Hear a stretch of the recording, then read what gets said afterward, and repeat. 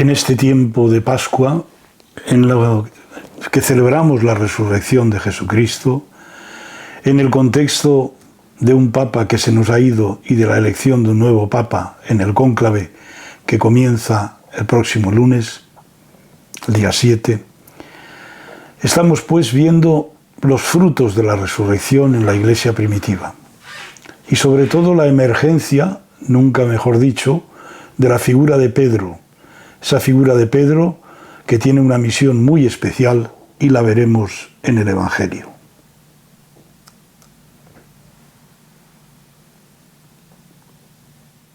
Tercer domingo de Pascua, ciclo C, 4 de mayo de 2025. Lectura de los Hechos de los Apóstoles. En aquellos días el sumo sacerdote interrogó a los apóstoles diciendo: ¿No os habíamos ordenado formalmente no enseñar en ese nombre? En cambio habéis llenado Jerusalén con vuestra enseñanza y queréis hacernos responsables de la sangre de ese hombre. Pedro y los apóstoles replicaron: hay que obedecer a Dios antes que a los hombres. El Dios de nuestros padres resucitó a Jesús, a quien vosotros matasteis, colgándolo de un madero.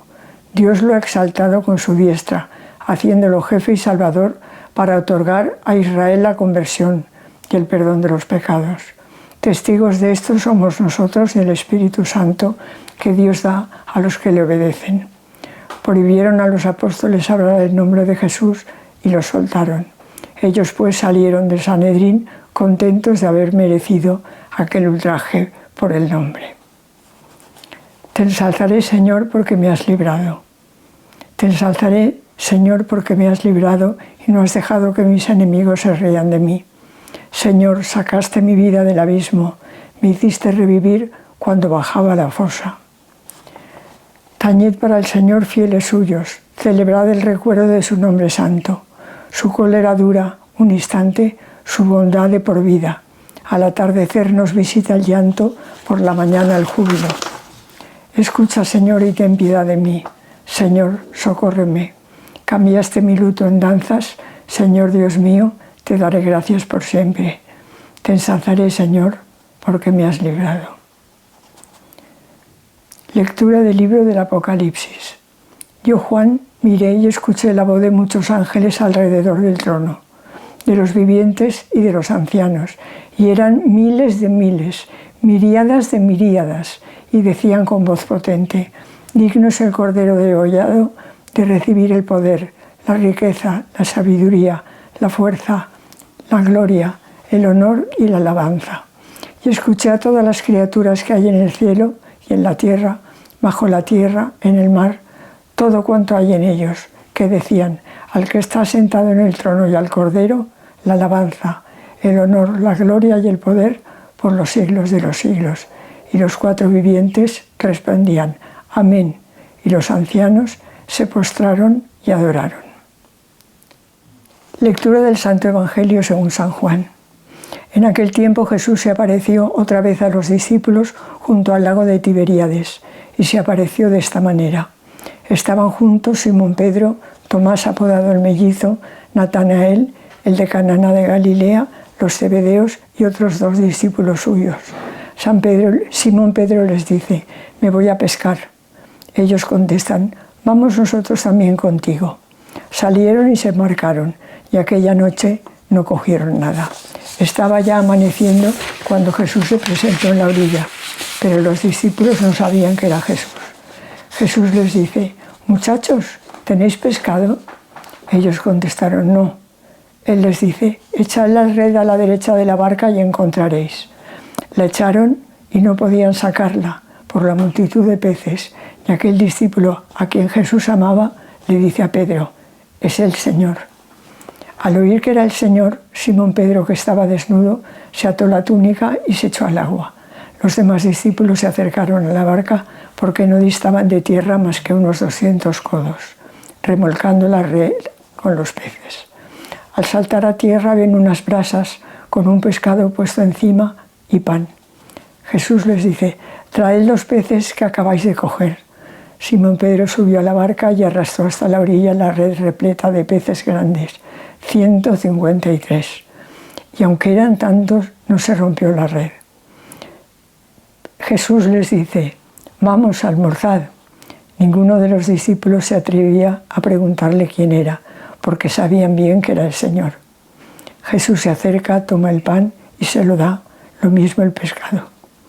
Esta fue la tercera vez que Jesús se apareció a los discípulos después de resucitar de entre los muertos.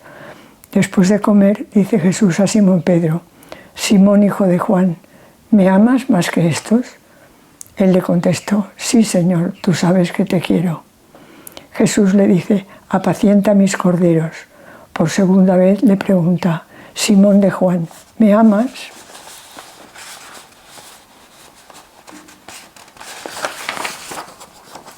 Él le contesta: sí, Señor, tú sabes que te quiero. Él le dice: pastorea mis ovejas. Por tercera vez le pregunta: Simón, hijo de Juan, ¿me quieres? Se entristeció Pedro de que le preguntara por tercera vez: ¿me quieres? Y le contestó: Señor, tú lo conoces todo, tú sabes que te quiero. Jesús le dice: apacienta mis ovejas. En verdad te digo, cuando eras joven tú mismo te ceñías e ibas a donde querías, pero cuando seas viejo extenderás las manos, otro te ceñirá y te llevará a donde no quieras. Esto dijo aludiendo a la muerte con que iba a dar gloria a Dios. Dicho esto, añadió: sígueme. La primera lectura del libro de los Hechos de los Apóstoles nos va mostrando esa iglesia emergente, nacida de la resurrección del Señor, cómo se va abriendo camino poco a poco. Y esa iglesia tiene enemigos internos, como veremos más adelante en el libro, pero sobre todo tiene enemigos externos, los mismos enemigos que son los que crucificaron a Jesús e hicieron posible la condena a muerte. Y esa iglesia primitiva viene liderada por una figura, que es Pedro y los apóstoles. Pedro y los apóstoles, a los que se les había prohibido justamente enseñar en ese nombre, en el nombre de Jesús. Y sin embargo, reconocen los sumos sacerdotes que han llenado Jerusalén de su enseñanza. Y les está recriminando que son los responsables de la sangre de ese hombre. Predican con valentía, se sienten con alas para impulsar a la iglesia primitiva que está naciendo desde la resurrección de Jesús. Y la clave es muy sencilla, la da Pedro: hay que obedecer a Dios antes que a los hombres. Y desde esa claridad, desde esa lucidez, les dice: el Dios de nuestros padres resucitó a Jesús, a quien vosotros matasteis colgándolo de un madero. Este es el gran mensaje, la fuerza de la resurrección que tienen esos testigos, como se declaran ellos: testigos de esto somos nosotros, y el Espíritu Santo que Dios da a los que le obedecen. Ellos se sienten en el camino de la obediencia. Les soltaron y se fueron contentos de haber merecido aquel ultraje, aquella acusación injusta de la cual se defienden. La segunda lectura del libro del Apocalipsis, que también leemos en este tiempo de Pascua, nos presenta una visión potente de cómo ese cordero degollado ha recibido el poder, la riqueza, la sabiduría, la fuerza, el honor, la gloria y la alabanza. Y en dos momentos: en el segundo momento, al que está sentado en el trono y al cordero, la alabanza, el honor, la gloria y el poder. Cristo resucitado es ese cordero que fue sacrificado a la hora del que se sacrificaban en la Pascua los corderos en el templo de Jerusalén. Dio su vida en la cruz por todos nosotros y se nos invita en esta especie de cántico, en una visión de ángeles, tronos vivientes y ancianos, miles y miles, se nos invita a reconocerle, a alabarle, a rendirle honor. Y los ancianos se postraron y adoraron, como nosotros nos postramos y adoramos ante el resucitado. Y finalmente el Evangelio de Juan, un evangelio muy conocido, muy bonito y que en las peregrinaciones a Tierra Santa recordamos en esa pequeña iglesita del primado de Pedro, lo que llamaríamos en términos sencillos el primer Vaticano, el primer Vaticano. Pablo VI, cuando visitó en el año 64 Tierra Santa, iba caminando hacia el lago de Tiberíades, cerquita de la iglesia, y delante iba un hermano franciscano que le abría camino. Y Pablo VI le llamó y le dijo: no se olvide, Fra Giuseppe, se llamaba, que es el sacristán del Vaticano hoy. Pues bien, en San Pedro, junto al lago Tiberíades, en esa iglesita, ahí tocamos las aguas del bendito lago Tiberíades, tiene lugar este acontecimiento que San Juan nos lo recuerda. Y ahí estaban todos juntos. Este evangelio tiene como dos partes. Una primera parte en la que vemos una pesca. Jesús se aparece por tercera vez, nos dice el evangelio, pero no le reconocen. Le reconocen en un momento determinado. El evangelio nos dice que ellos habían estado pescando esa noche y no cogieron nada. Estaban frustrados. Por eso se habían vuelto a Galilea, de donde venían, de donde Jesús les rescató, para hacerles pescadores de hombres. Pues bien, habían vuelto frustrados, quizás también como los discípulos de Emaús que hemos leído en estos días, que volvían de ver a Cristo muerto en la cruz. Es una experiencia terrible y sin embargo Jesús se aparece y les invita a volver a pescar. Les dice: echad a la derecha de la barca la red. Y sacaron tal multitud que no podían sacarla, dice el Evangelio. Y entonces proclama aquel discípulo a quien Jesús amaba, Juan, le dice a Pedro: es el Señor. Esta es la afirmación fundamental. Le conocen, no le conocen, pero al final reconocen que es el Señor.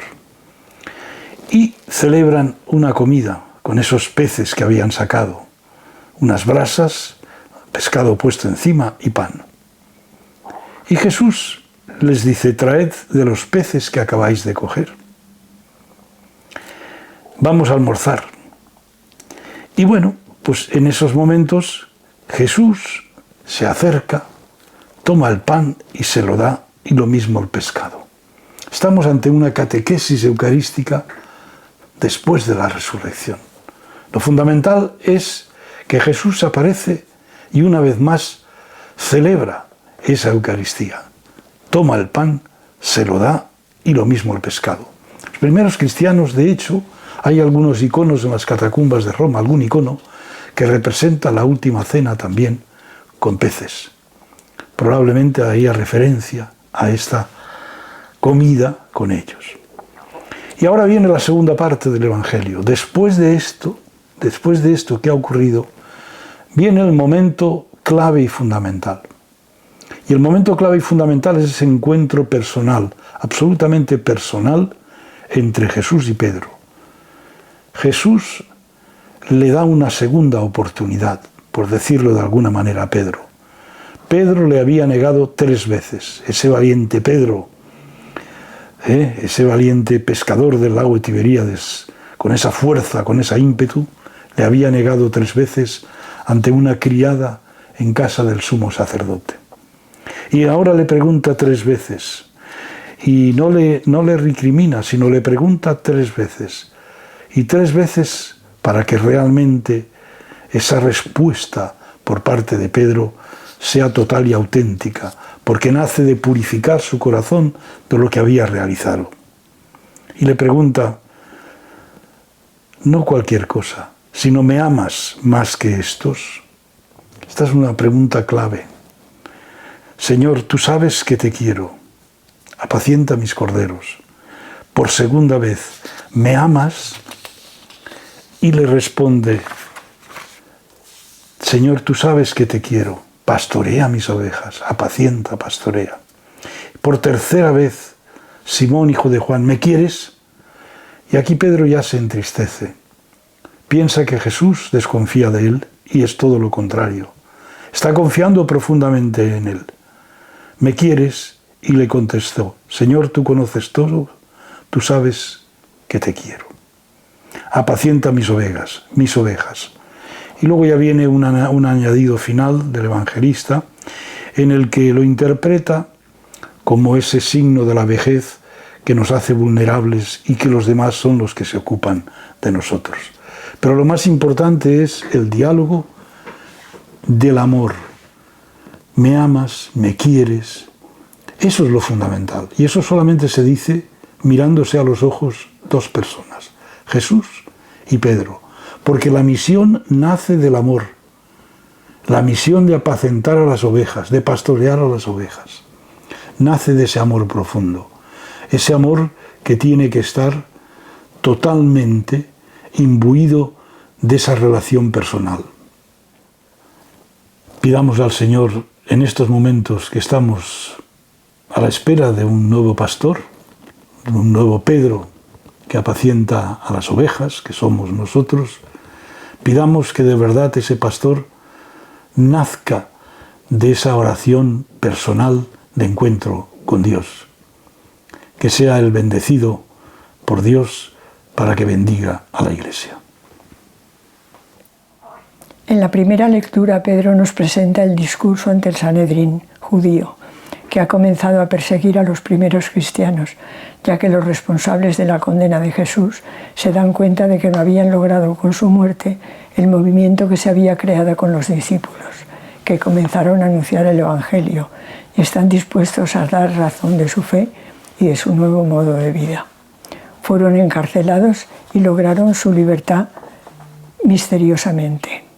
Anuncian con valentía el querigma con las consecuencias que ello supone para los responsables judíos, que quisieron oponerse a los planes de Dios.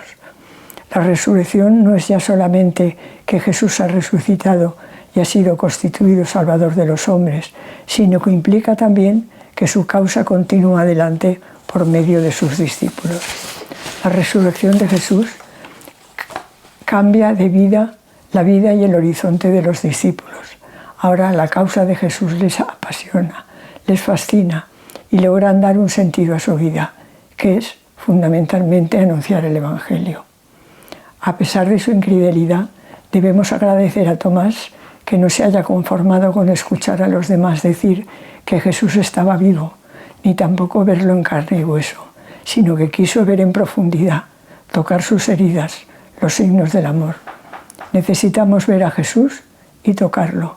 Solo así vamos al corazón de la fe y encontramos, como los discípulos, una paz y una alegría que son más sólidas que cualquier duda.